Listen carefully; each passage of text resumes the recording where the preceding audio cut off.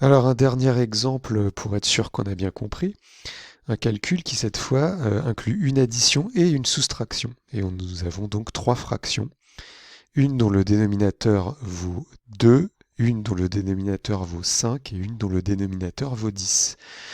Donc d'après ce qu'on a vu précédemment, notre objectif serait d'obtenir le même dénominateur pour les trois fractions, ce qui nous permettrait d'effectuer les opérations au niveau des numérateurs en conservant ce dénominateur commun. Donc là, on est obligé de passer par une petite phase de réflexion et d'observer, faire du calcul mental. 2, 5 et 10, est-ce qu'on peut s'arranger le plus simplement possible pour obtenir le même résultat pour les trois?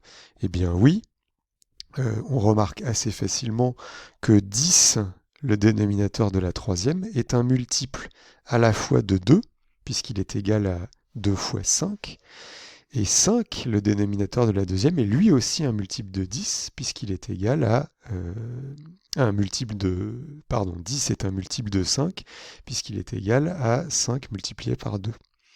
Alors une fois que ce petit travail mental est effectué, on indique notre choix.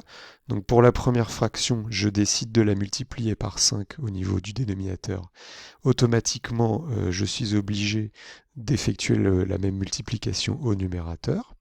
Pour la deuxième fraction, j'ai décidé de multiplier le dénominateur par 2, donc automatiquement je suis obligé d'effectuer la même multiplication au numérateur.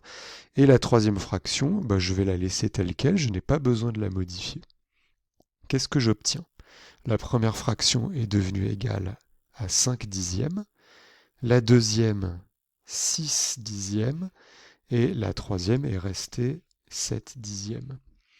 Puisque j'ai trois dénominateurs identiques, je peux appliquer tout ce qu'on a expliqué auparavant. Je conserve le dénominateur commun et j'effectue les additions et soustractions au niveau des numérateurs, dans le même ordre, bien sûr. Alors, il ne me reste plus qu'à calculer 5 plus 6 moins 7, type de calcul qu'on a déjà étudié en long, en large et en travers. Donc je ne m'attarde pas, et finalement j'obtiens 11 moins 7 égale 4 sur 10. Vous voyez qu'une fois qu'on a compris la méthode, on n'a absolument plus besoin d'effectuer des dessins ou des schémas. Et enfin, un réflexe final, une fois qu'on a terminé son calcul, on vérifie qu'on peut simplifier, enfin si on peut simplifier. Ici, on le peut, on le fait, et on obtient une fraction irréductible qui est finalement égale à 2 cinquièmes, et là c'est définitivement terminé. Voilà.